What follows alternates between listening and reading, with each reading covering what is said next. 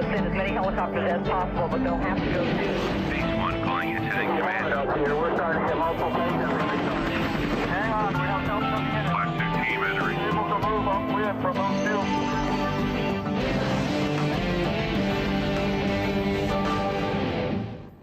The American playwright Robert Paul Smith once wrote that people who don't have nightmares don't have dreams. In a sense, disaster planning combines both nightmares and dreams. The nightmare of catastrophic events and the dream of mitigating the impact of those events. Hello, I'm Ken Stewart, and on today's program, we'll be examining the nightmarish experience of Franklin, Virginia, where in 1999, a hurricane dumped sufficient rain across the community to put the entire downtown underwater. Franklin is a city of about 8,000 people. It's located about 45 minutes southwest of Hampton Roads, one of the busiest ports at the mouth of the Chesapeake Bay. We'll be viewing a case study of the event prepared by the Virginia Beach Fire Department. The study will open with dramatic flood footage, quotations from Franklin residents, and background information on Hurricane Floyd. In Part 2, community officials will describe their mitigation efforts after the flooding, and then finally, we'll hear about the lessons learned from the disaster. After the presentation, we'll return here to the studio to discuss the incident with several panel members and to summarize current flood mitigation and insurance programs available through the Federal Emergency Management Agency.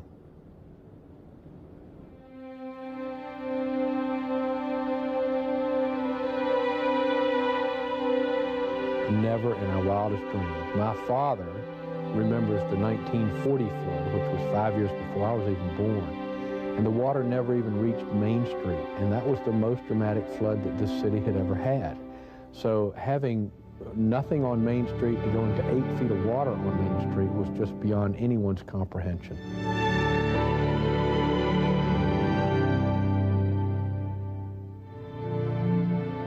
It's a real sick feeling. Guess like you lost one of your best friends kind of feeling.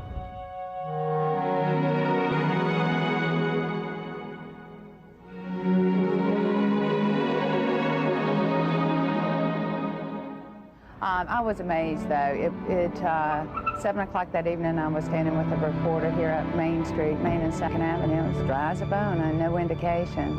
And the water came up so fast, it was just hard to believe. I couldn't imagine it. We always try to plan for the worst, but no one ever thought that we would have such a situation as the flood to deal with.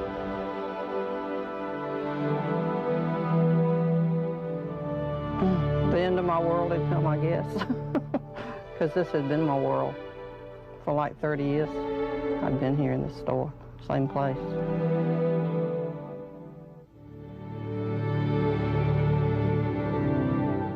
Unbelievable. Couldn't believe it. It's not happening. This can't be happening, guys.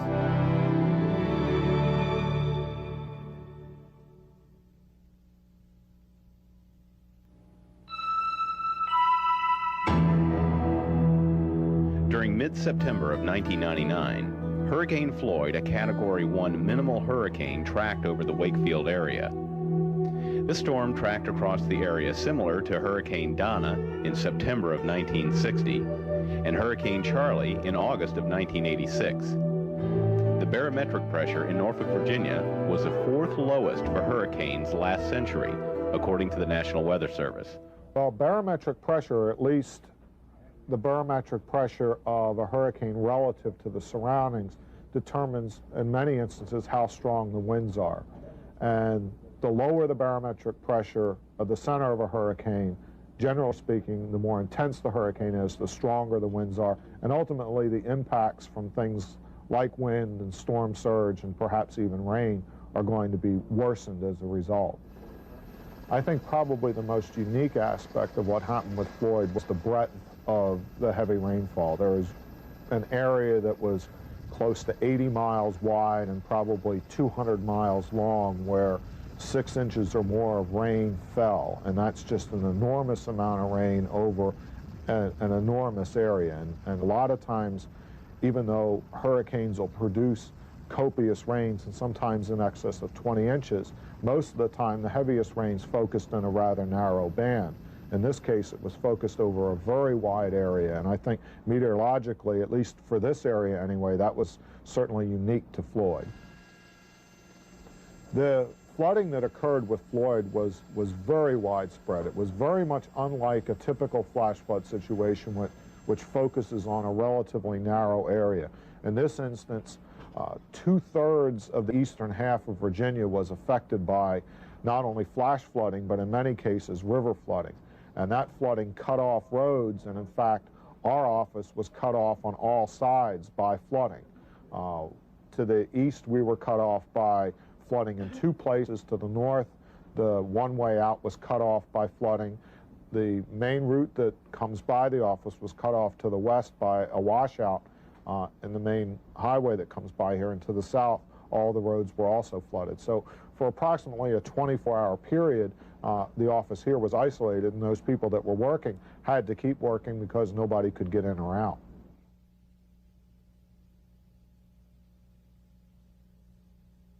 Well, I think some of the first obstacles that we faced with that morning when we first were alerted, and I came down at 6 in the morning, and we saw all the water, and all of our services were eliminated. We had no EMS, we had no police, we had no 911, which was very scary.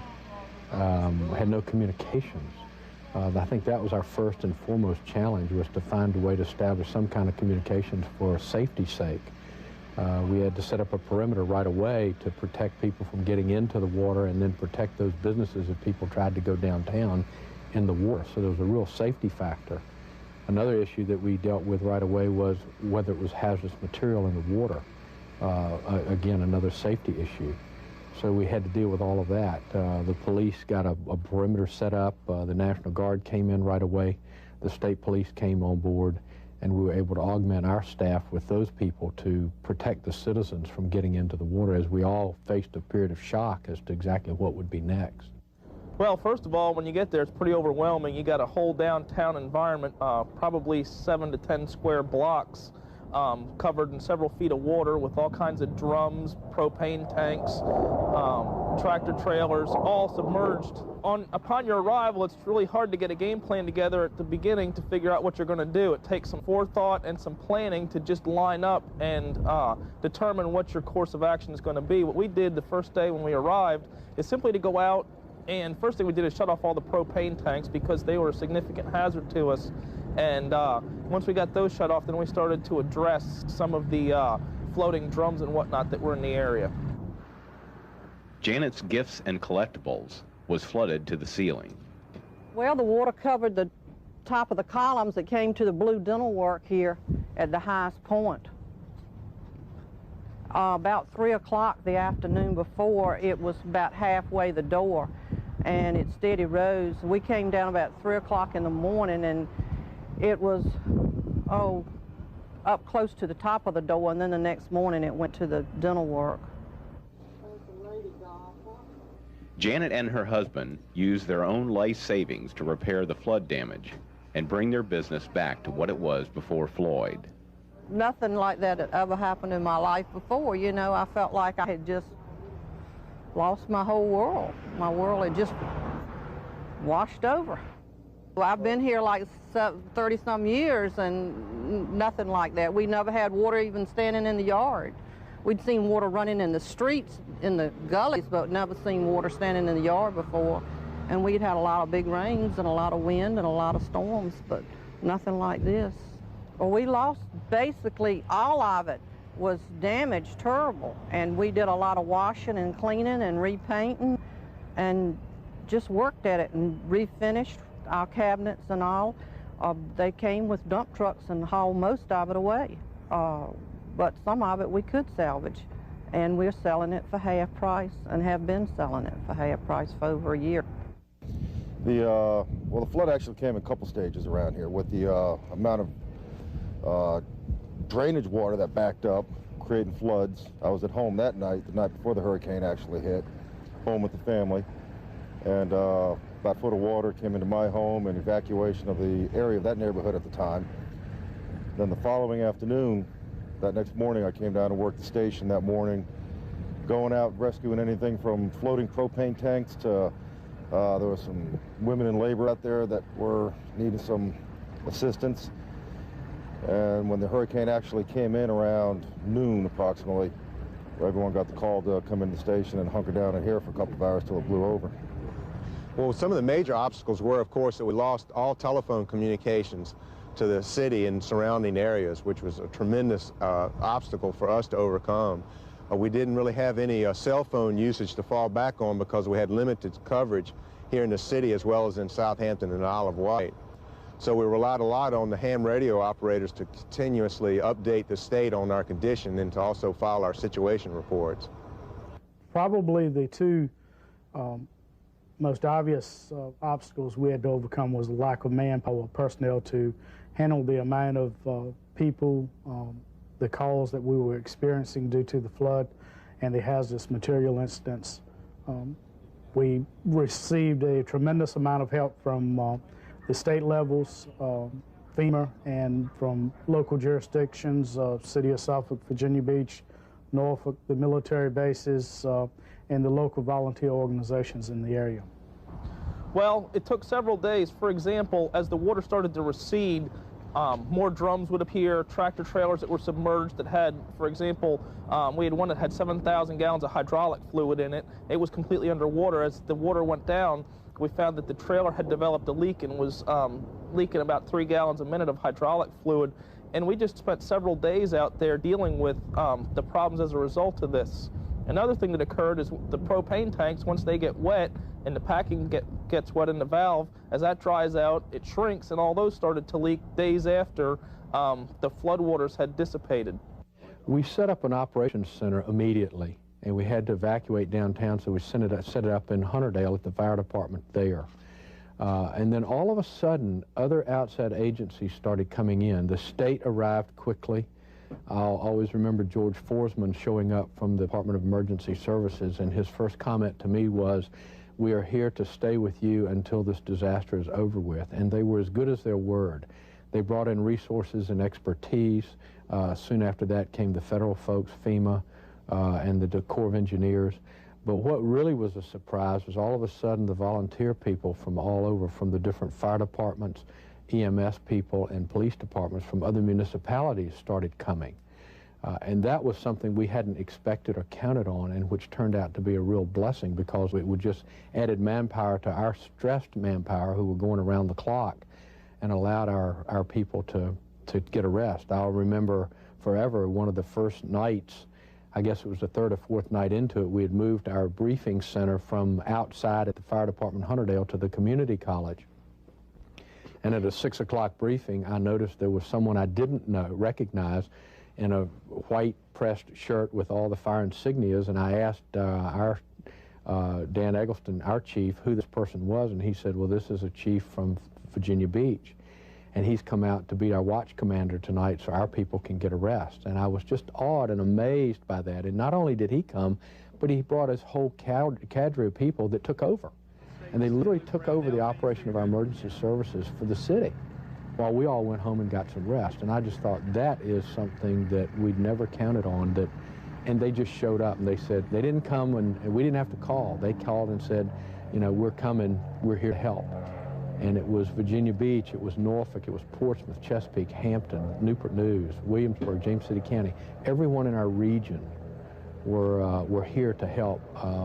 Emporia came and sent 6 police officers and cars, because we had no radios, so that they could monitor our streets for us while our police officers took a break. I worked about the first 48 hours. And then as flood waters continued to rise, my home went under again. And that's when I had to take a break and take care of the family for a little bit. Some of the things we did so well was to get the word out for our first meeting that we held on that Sunday. We just used flyers and leaflets and used people to distribute, because we had no method of communications. The television people and the radio people were very good to us by being able to get things out on the news. Right now, we would probably handle things the same. One of the fortunate things that we have is we have a small geographic area. So when we lost 911, we immediately set up patrols between fire, EMS, and police to notify the citizens and to let them know if they did need assistance that a police officer or fire truck or an ambulance would be in the area that they could flag down. But we are increasing our communications abilities right now with establishing a little stronger partnership with the ham radio operators. We're being more proactive today than what we were before the flood. We're looking at things in a totally different manner as far as prevention. The fire prevention plans, we're having more input into any building construction going on. The proactive way is the way to look at a disaster of this nature. As far as the reactiveness, the way we reacted in the timely manner and with the personnel that we had available to us and the resources, I wouldn't change a thing. I think it went relatively well. Yeah, this was a very extraordinary event. For example, we had one afternoon out there about 7 days into the incident where in one afternoon we ran more hazmat type scenarios than most teams will run in a year. We had 3 or 4 propane tanks that started to leak. We had to drill an overturned tank truck that was leaking and we needed to get it offloaded, as well as several other small events such as surveying a store that sold pool chemicals that we needed to go in and evaluate before we could let the owners back in. So there was just a tremendous amount of things that had to be done out there, and a lot of them in a very compressed period of time. Of course, we had a major hazardous materials situation to deal with. We have a petroleum facility located in town here that was leaking out gasoline and fuel oil products, as well as some other facilities that had pesticides and herbicides. In addition, we have 2 railways that run through the city, and we had a train engine abandoned right behind the public safety building that was left running for 3 or 4 days. So we had that to contend with, as well as a peanut warehouse that was flooded, and it caused the fermentation to evolve in the peanuts, which at the time we thought was going to cause a fire in the warehouse. So we had that problem to deal with, as well as the hazardous materials problem. Well, we actually could gain access to one portion of the warehouse, and the reentry teams discovered this problem, so we were able to catch it early, and we immediately went in and ventilated the structure and maintained a watch to prevent any occurrences of fires and so forth. So we felt like we caught it very early to prevent a catastrophic fire in the downtown area. At the point the next day when daylight came and we could really see what we were dealing with, and take in mind the river was still rising at this point, we had floating LP gas tanks, fuel tanks, diesel fuel tanks. Even at one point we had a floating 40-foot gasoline tanker, which later turned out it was empty, thank the Lord. It had floated down on Main Street. All of these things were very hectic. It was very unsecure feeling for the workers in the field, because they didn't know what they were dealing with, if it was empty, whether it was full, where they were lying, what area. Every corner you turned with the boat, you saw something different. You saw LP gas tanks, as I said. At this point, which we're in the next day of the flooding, I believe the 18th or 19th, in that date range, the state came in and started assistance with the hazmat. At that point, we started tagging the full cylinders, empty cylinders, full tanks, and rendezvousing all of this equipment that we could get, as far as tanks and 55-gallon drums, to a centralized location and haul away. It took a long and hard effort on the hazardous material aspect of this operation, and this went on for the entire time of the flooding, and even after the flooding, the water had receded. We had no idea how dangerous what was in the water would be. It was a real unknown. The hazmat people from the state came in and took control of that real quickly, and they worked with the city to keep us informed on as to what their progress would be, what they needed to do, and what the safety hazards were to protect our citizens. They organized the drum retrieval, which we had over 500 drums that had to be retrieved, all the way from fuel oil to floating gasoline, natural gas tanks, propane tanks, and the like. And it just lumber, you name it, it was in the water. And they just did a great job to be able to make sure that we were kept in the loop. I think one of the things that we really experienced that was helpful to us, it was a tremendous sharing of information.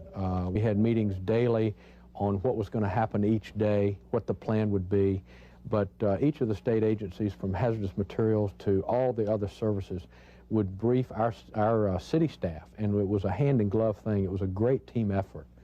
So we could do what we could do, and then they would do what their profession called for them to do. That's the Hampton Roads regional flag, and I wear that every day with great pride and gratitude. This Hampton Roads area, all the way from James City County out to Franklin and all the south side, Virginia Beach, Portsmouth, Chesapeake, and Norfolk, have all come together under a regional approach for the Hampton Roads area, or the Hampton Roads region.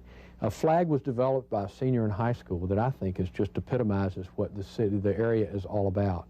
The reason it's so important to me is because we were blessed by the regional effort to help us in our disaster.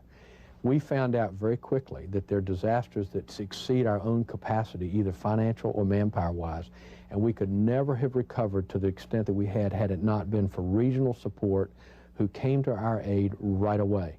We found out that having neighbors that are good neighbors is what it's all about, and that's what's made the difference to our recovery.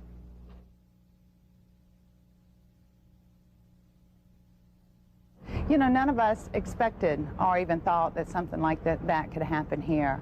That'd be my first thing. It can happen, and it can happen anywhere. And second thing was have flood insurance. And the third thing is, you know, do what you can to prepare for emergencies ahead of time, because you never know when they're going to strike.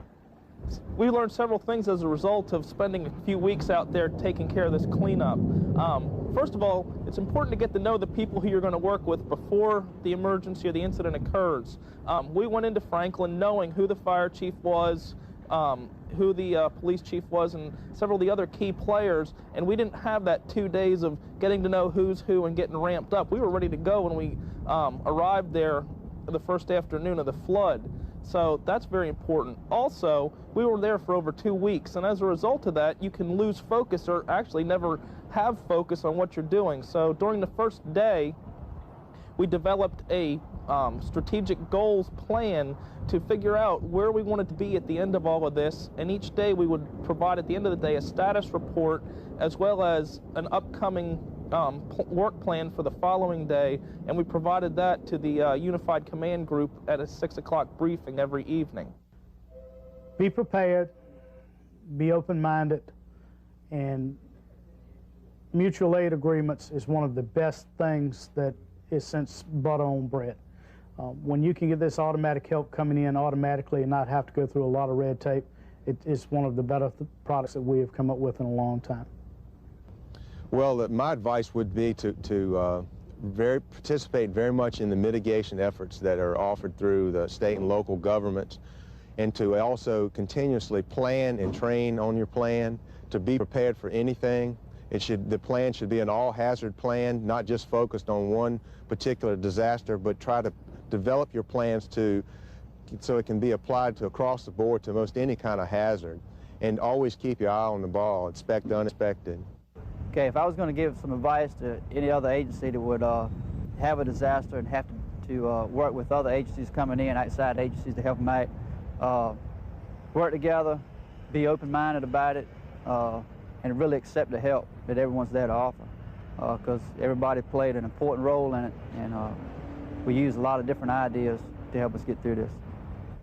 What I've learned from this is that there's more impact on the logistical side for the whole organization as well as the whole city to make sure that things are coming in and that they're accurately tracked, because with FEMA's rules and regulations that they put in place for what you get paid for and what you won't get paid for, if you don't have the documentation to support that, then more than likely they're not gonna fund those replacement costs. If anybody would like more information on what we did out there as Department of Emergency Management, you can contact me. My telephone number is 757-363-3891. I also have an email address of r_herring, Haring, @mindspring.com. One of the things that we've learned is that being prepared in advance has a great deal of merit.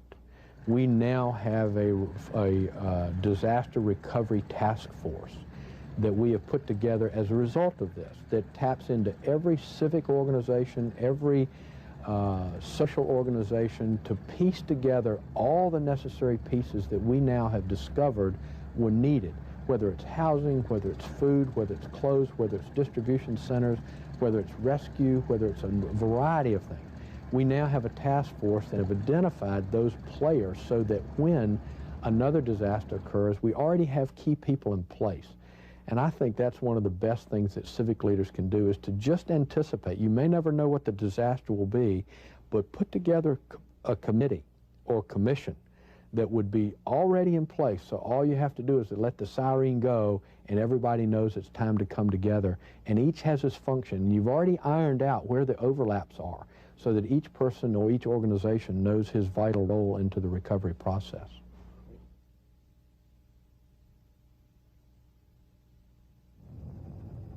The floodwaters stayed up for a period of 9 days. The response and recovery report issued by the City of Franklin estimated the average loss of revenue due to the effects of Hurricane Floyd were as follows. The average loss of revenue per business was $72,100, resulting in $13.99 million. The average repair cost per building is estimated at $109,159, for a total of $19.9 million. Demolitions have resulted in the removal of $3.5 million in private property improvements. Equipment and inventory damages are estimated at $30.88 million. Only 8% of the losses were covered by insurance. 1,290 jobs were affected in the downtown district, along with another 2,000 at International Paper. To make up the city's lost revenue of the Below Shopping Center alone, a 2.5 to 3 cent increase in city taxes would be required. Lost wages are estimated at $7.3 million. Repair costs for the sewer treatment facility was $1.2 million. Construction and rehab costs for City Hall and the Public Safety Building are estimated at $8 million. Yes, my wife gave me that for Christmas. We thought we ought to remember exactly what we'd been through in 1999.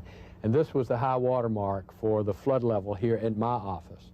And I'm 2 feet above the center line of the main street in Franklin, and we still had 4 feet of water in our building, just like everyone else did. But this is just something to remind everybody of what we've been through, but more importantly, what we've recovered to become.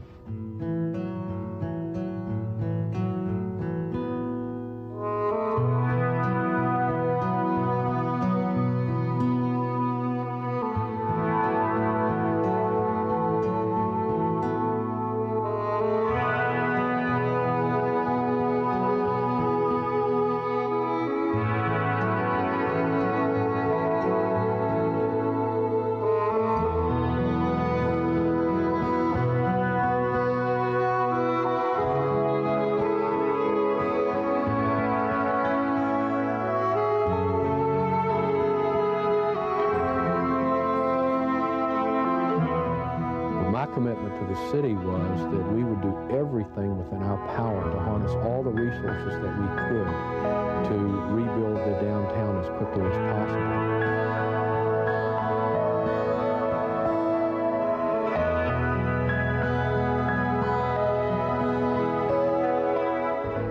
I can see that out there in the city. You might have a neighborhood that might pull together, but when it came to an entire town going underwater like it did, it took the bond of the people to make it come back together.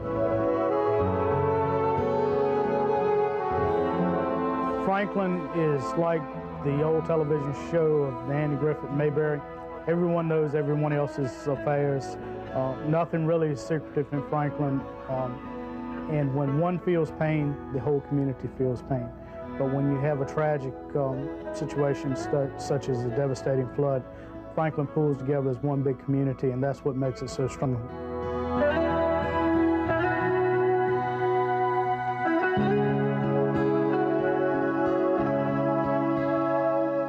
How does a community rebound from such incredible odds?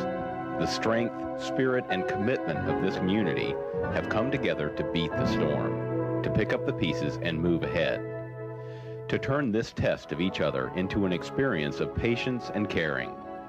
What is it that makes Franklin, Virginia, such a great place to live?